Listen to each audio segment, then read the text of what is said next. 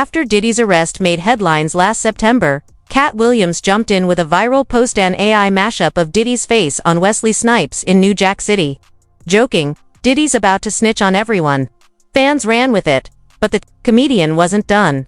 In past podcasts, Katt casually name-dropped stars like Tyler Perry, Ricky Smiley, Steve Harvey, and ludicrous comments once dismissed as playful jabs. Now, with names like Jay-Z, Aaron Hall, and Harv Peer appearing in court documents tied to Diddy, those old remarks are being seen in a new light. What once sounded like stand-up may have been early warning signs of something bigger. I was trying to do something there that hadn't been done. I thought that I had figured out the algorithm mathematically, and I thought that I could show that. And when I wrote it out to kill the careers of the people I was talking about, right?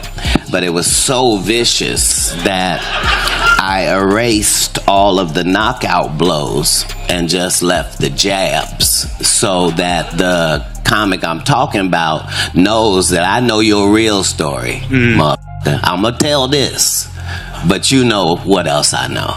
So, yeah, I was... Do you want to tell any of those stories now?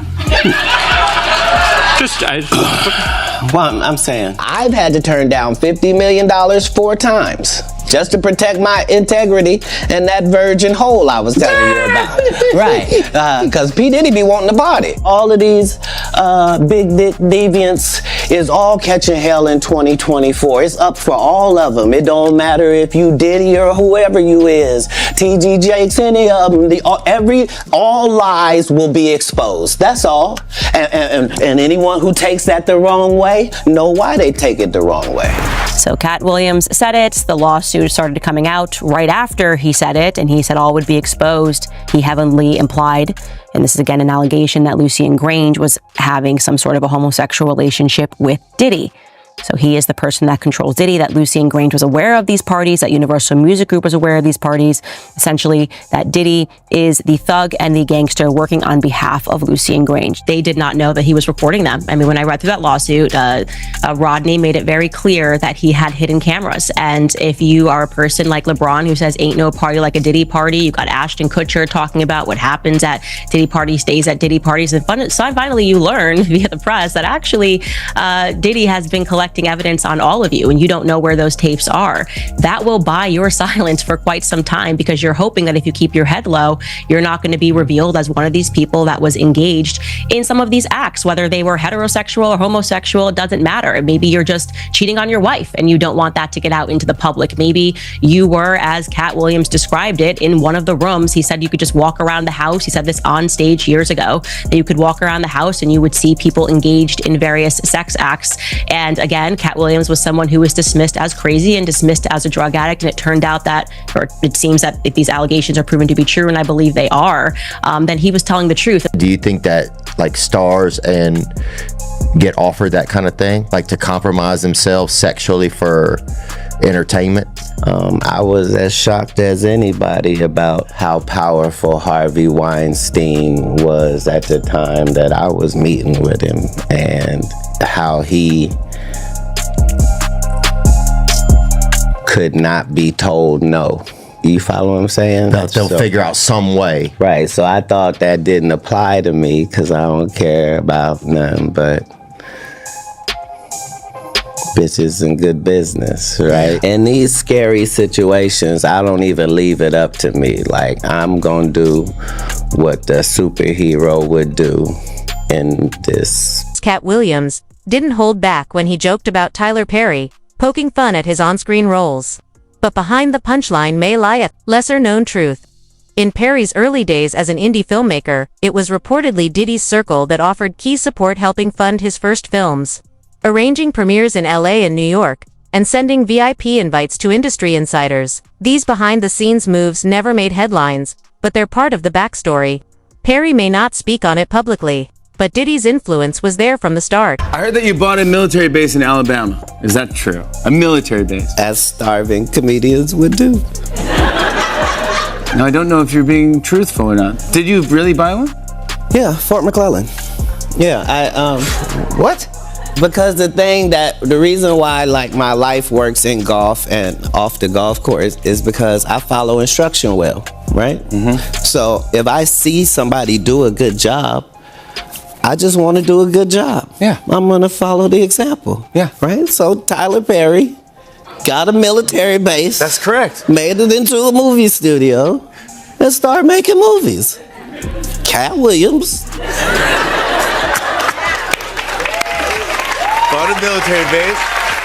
Are you making movies? I'm not wearing dresses. Yeah. At what point in Tyler Perry's career was he Samuel L. Jackson or Denzel Washington? Which are the only two black men I can think of that never had a dress on. Yeah, but I don't think it's about At one point, it is about that. It is about that because he's the only black man that we already established has $1 billion for making movies. He's the only black man with his own studio, but he's also putting out material where he got a goddamn dress on every year. because Every time you turn around, at every iteration of his success, be it the plays that took over and got him popular, be it the shit that he did on TBS, be it the first movies that he did, be it the movies that he does now. So what is his excuse for doing Madea content now? because there's an audience for it. There's an audience for it. There is an audience. There's an audience for it. There is an Tyler Perry told his male actors they're not allowed to consort with me because I saw you at a Diddy party, Tyler. And you were having a glorious time.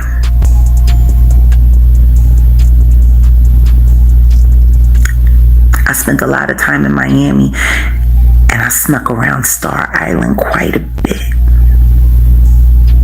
I know Christian isn't lying, but I need him to tell me what happened to my friends. And I don't care how long it's been since I talked to them. They will always be my friends. Always. Tim and Durrett and Lamont Rucker were not the same after they went on camera with Tyler Perry. Christian, I think you can tell me why. Smiley's path to fame may have started long before the spotlight. He got his early industry exposure at Diddy's exclusive Atlanta Parties and Vinoli events, where access meant everything. Smiley made it onto that list, then steadily climbed into radio and television success. Katt Williams once joked about his on-screen roles, but the real takeaway may be deeper. The connections Ricky built in those early rooms helped shape his career well before he ever picked up a mic on air. They sit here and you said out that mouth, you stole Friday after next, the one I was in. I wish all of America fumbled a bit when that happened. He told everybody, it should have been my role. Everybody on the scene. Why do you think no cast member has ever said anything? He couldn't have played that role like you. I thought he was. Sir, no one, why no? He was with KD. He beat up Terry Crews. Why nobody know this story? And Hollywood has never heard this in 100 years. He was so egregious, I put in my contract that I won't work with Ricky Smiley again unless he's in a dress. Now, what was Ricky Smiley's next movie? Was it First Sunday? Did he wear a dress in it? You bet he did. It's in my contract. That's why I can't let Ricky Smiley say he was supposed to play Money Mike, because I wrote the words for Money Mike. I put in my contract that I won't work with Ricky Smiley again unless he's in a dress. Now, what was Ricky Smiley's next movie? Was it First Sunday? Did he wear a dress in it? You bet he did. It's in my contract. Why would you put that in your contract, Katt? That's where he's a believable actor. Him and Tyler Perry can't play a man to save their life. They play good women, and I believe that the best actor should be in the best role. But when you reported a long time ago that Jamie, that he mysteriously got sick, Mysteriously, they looked at that allegedly it was Diddy. But how do you but when you reported that back then months ago, did you say what was that in your reporting? Yep, they were saying that Diddy, because Diddy and Jamie Foxx were good friends. And they broke up, they stopped being friends. And no, I'm telling you what they said. Who's that? They that wait. They that wait on the Lord. All right, y'all, we're gonna wrap up the house. I Googled you to see what are the questions that people are wanting to know. Is Ricky Smiley married? No. Have you ever been married? I was married. Oh, you were? I was married for 12 years. When? Man, I was married back. Did I know you? Back in the 90s. I think we probably had met and had been around each other, but my ex-wife, we are still close. She's a flight attendant for Delta. Oh, okay. And we was married. We was young. And I was married for 12 years. Wow. I had a beautiful, she's beautiful. And y'all broke up after 12 years because? I started doing Honey View and street start hitting. Oh! Steve Harvey and Cedric the Entertainer have both faced jabs from Katt Williams' accusations of joke theft and borrowed ideas that made headlines. But beyond the comedy clashes lies a deeper connection. Both men have shared public stages with Diddy. From hosting charity galas backed by Bad Boy to raising millions for education and youth programs, they've regularly praised him in front of packed crowds. Those smiling photos and onstage thanks reveal more than just friendship. They point to a network of influence quietly woven through the entertainment world. 25. It's good to see so many funny people together in one room, all wondering the same thing. Is Katt Williams gonna show up? Shit, I'm nervous as hell right now. Oh, he's right there. There he is. I didn't know he was right there. I would not have said that if I had seen him. I'm not used to quiet, introspective Katt Williams. No. Well, let me ask you this. When have you ever seen this many heavy hitters all together at the same time, in the same room? Yeah. Right. All right, Jen is with me now to talk about another story making headlines today. Yeah, so this one is actually sparked by these pictures. That's 49-year-old P. Diddy with his hand on his girlfriend's belly. Now, that is 22-year-old Lori Harvey. They're in Cabo. She's, of course, talk show host Steve Harvey's stepdaughter. People are talking about maybe she could be pregnant. You know, he's rubbing her belly a little bit, but... She's put up some Instagrams, I think, that show some clues. Sushi, right? Sushi, a bad thing for pregnancy. It could go either way. But then also she posted this picture of green juice, which, you know, why would you want a flatter tummy if you really can't avoid it because you're carrying a child? Ooh, this is conflicting evidence. Okay. Lori was once actually linked to Diddy's son, Justin. Okay. Okay, so they were together and then engaged a couple years ago to a Dutch soccer player. She told Carissa Thompson about how he popped the question. We were in Malibu. I remember the time. It was 11:30. I thought it was a joke, and then he went in his pocket, and I just started shaking. They split up later on that year. Lori and Sean were actually spotted with her dad, Steve, on a boat in Italy earlier on this summer. That's all. Well, then that's it. He's given the blessing. The church wasn't outside Diddy's reach. T.D. Jakes once preached at a gospel concert backed by Diddy's T-Man event with platinum seating, VIP ropes, and media walls that felt more like a red carpet premiere than a worship gathering. Behind the music and message sat industry insiders, carefully selected by Bad Boy's PR team. Katt Williams has mentioned Jakes among the high-profile names tied to the unfolding controversy.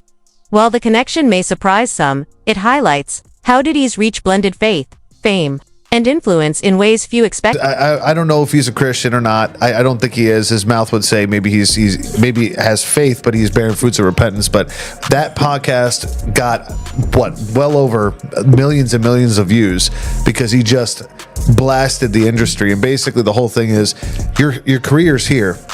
If we give you money and you join in on this debauchery, you join in on this sodomy, you join in on this pedophilia, you join in on these rituals, your career will go from here to here. And that's actually been seen if you look at a lot of different careers, including Taylor Swift's. She actually started rubbing shoulders with P. Diddy a long time ago, and then all of a sudden her career... We also know that T.D. Jakes is allegedly also a power bottom. And he's a much older man. And they say he's very enthusiastic in his endeavors. What happens when he pops something loose? You know what I'm saying?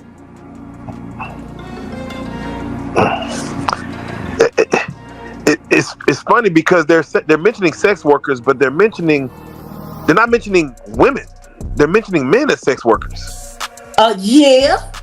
Like Like, is that a thing where like there's a website? I mean, what? It's just wild to hear like you mentioned the You normal. never heard of Grindr? I personally have not. That is what. Why don't nobody ever talk about the fact that TD Cakes has an account, allegedly? Joked about Ludacris landing massive deals, hinting at hidden circles. But the facts speak louder. From hit tracks to festival stages, and Biggie tributes Ludacris and Diddy have shared the spotlight for years. No need for wild theories, their steady collaboration tells the real story. He turned down $50 million 4 times. No, he didn't. To protect his integrity and his virgin hole. No, he didn't. He did that. He did that to say that Kevin Hart took $50 million to unvirgin his hole. Can you explain a little bit? No, I just told you what happened with that. So you don't believe Katt when he says that he turned down $50 million 4 No, times? I believe that was a punch at what he did, what Kevin Hart did for that movie Get Hard. He showed y'all what he did. He sucked Will Ferrell's to get hard. Now he's high. Now he's acting all hard. Every picture he just short. He wasn't ready. All that. It's the same thing. I said it, and this sums it up well. Like you don't entertain the circus, you watch it, right? And when a lion comes out and rides the bike, you don't think about it too hard. You just go, okay, that's crazy. The lion's riding the bike, and then you go home and enjoy the rest of your day. I don't feed into the stuff at all. At the end of the day, it's all entertainment to a certain degree. So you just hope that people can be smart enough and have a tremendous amount of logic to just go and possibly do research or fact check. And if they do, then great. If they don't, then kudos to that as well. I just don't have the time for it. There's too much going on. In my opinion, one of the ones that affects me the most is Justin Bieber. Do you have the Kevin Hart one? Which is odd, Pat, because he gets caught saying that he would wake up next to him and then he changes it and says we would fight off over the Frosted Flakes. Even Kevin Hart is uncomfortable because you're admitting that you were sleeping next to a freaking child. And it's like, I'm tired of hearing all these stories and people just laugh about it. We giggle it. This is it right here. That's my brother right here from day one. We used to wake up and, pause. Look, pause. I mean, back in the days when he was like 10 and I was 10 years a little bit older, his older brother, we used to fight over the Frosted Flakes. You know what I'm saying? Before pause was invented. You know what I'm saying? But it's my brother for real. We used to actually wrestle off of the Frosted Wake up, Flakes. Taylor Usher. He used to always get up early. Now he's one of the richest songs in the world. And What the fuck did Puff just say? Nobody's gonna acknowledge this for me. So Puff just said we used to wrestle over the Frosted Flakes, and we're streaming live. Combs drew attention after reports linked him to controversial parties under federal scrutiny.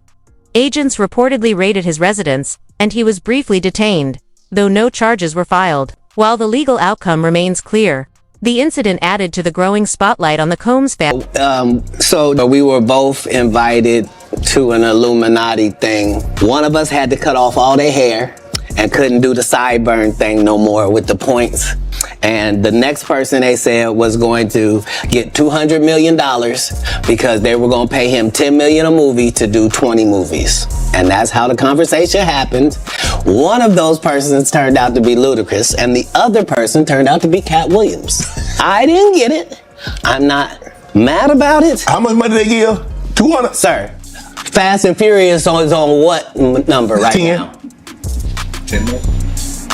Did you start to worry any about your own safety and stuff? Well, what it was that I was attempting to do was impossible.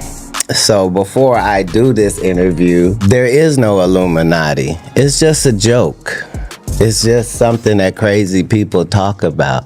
There's no such thing as our side and God's side. None of that is even real. I gotta come and make it real. So that's why when I said that, nobody came out and went, that's not true. I'm on God's side. If part of the ritual is wearing a dress, then we should be able to look through entertainment and see all of these people being made to wear a dress. Yeah, you don't see the dog catcher show up every other year. I guess not a thing. In a nice skirt, or you don't see an electrician. Aren't just internet theories. Many claims are supported by court documents, indictments, and sworn statements. As trials approach in May 2025, The names emerging show just how wide Sean Diddy Combs' influence reached.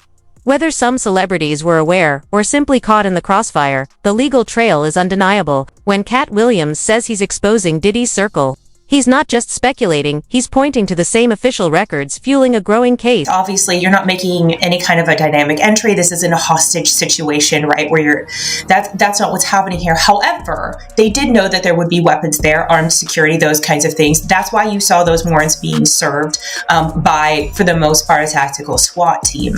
Simply, that is procedure to keep everyone safe. A lot of people were frustrated when they saw the video that came out of the warrant, that his home was, in, I guess, disarray. But again, and I had said this before, my gut said they were looking for digital evidence, which is in that indictment. There's a lot of mentions to digital evidence. And that's why they tore up couch cushions. That's why they made holes in walls. They were looking for flash drives, tiny devices where these things were stored. And so all of that is done methodically. It's all cataloged. And in a case like this, where you're not necessarily rushing, to put out a fire or something like that, it was all done in a very methodical way. You typically go through room by room to catalog all of that evidence. The federal indictment of Sean Diddy Combs has been unsealed. His charges: stalking, racketeering, and transportation to engage in prostitution. Combs allegedly planned and controlled the sex performances, which he called freak-offs, and he often electronically recorded them. In addition to the violence, the indictment alleges that Combs threatened and coerced victims to get them to participate in the freak-offs. He used the embarrassing and sensitive recordings he made of the freak-offs as collateral against the victims. The indictment also alleges the 54-year-old maintained control over his victims in several ways, including by giving them drugs, giving and threatening to take away financial support or housing, promising career opportunities, monitoring their whereabouts, and even dictating physical appearance. The rapper Jay-Z has been accused of raping a 13-year-old girl in 2000, allegedly along with Sean Diddy Combs. Our US correspondent Martha Kellner has the latest from Los Angeles. This civil suit was originally filed back in October against Sean Combs, better known as P. Diddy. It has now been amended to also include allegations against Jay-Z, whose real name is Sean Carter. In this civil suit, a woman says that when she was a 13-year-old girl back in the year 2000, that she attended an after party for the MTV Video Music Awards, during which she says she was raped by Jay-Z and P. Diddy. She says that Jay-Z removed her clothes, pinned her down and raped her while P. Diddy and an unnamed female celebrity watched on. She says she was then raped by P. Diddy as Jay-Z and this female celebrity watched on. Combs, you've been indicted with your dad. Now, ain't that something, God? Ain't that something? How LeBron, right? And his son will be the first father-son to play a game in the NBA. And P. Diddy and his son will be the first father and son to get indicted and go to federal prison for messing with little boys. Ain't that about something? The apple don't fall too far from the tree, y'all, man. And I tell you all the time, man, you have to watch what you do around your kids because they're watching everything. And in his case, man, he watched what his dad did and his dad allowed him to do these things with him. But hey, man, he was named in that indictment yesterday with those 120 people. You dig what I'm saying? 25 of them being minors. But that's kind of crazy that a younger man would love a minor. But hey, man, I hope they was using condoms. About 30 different law enforcement vehicles at least. There are 3 Bearcats on scene here. This just all unfolded, Sandra, I would say less than 10 minutes ago. We got here even before the crime scene tape came up. So we're just down the hill. If you look up this street where Tony is right now to the right, you'll see one of those Bearcats and law enforcement. And on the other side of those bushes, basically, is that home that is registered to Bad Boy Films, which is part